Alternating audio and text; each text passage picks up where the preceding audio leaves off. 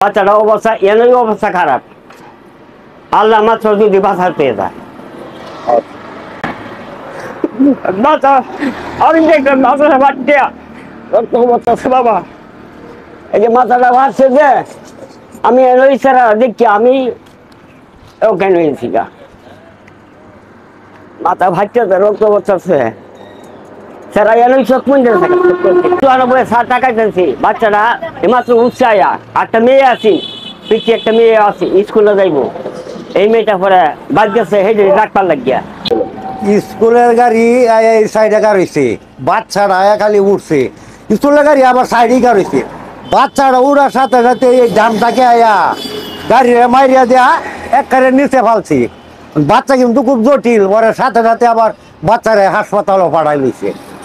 এক বাচ্চাই খালি উঠছে, হেঁটে কখনো উঠছেন না। ময়মনসিংহ টু কিশোরগঞ্জ হাইওয়ে রোডের উপর অবস্থিত সাহেবগাছারি বাজার সংলগ্ন চর শ্রীরামপুর এলাকায় এই সড়ক দুর্ঘটনাটি ঘটে। তো প্রত্যক্ষদর্শী এবং এলাকাবাসীর কাছ থেকে জানতে পারলাম ট্রাকটি যত্রতত্রভাবে গাড়ি চালিয়ে এসে এই দাঁড়িয়ে থাকা অটোর উপর উঠিয়ে দেয়।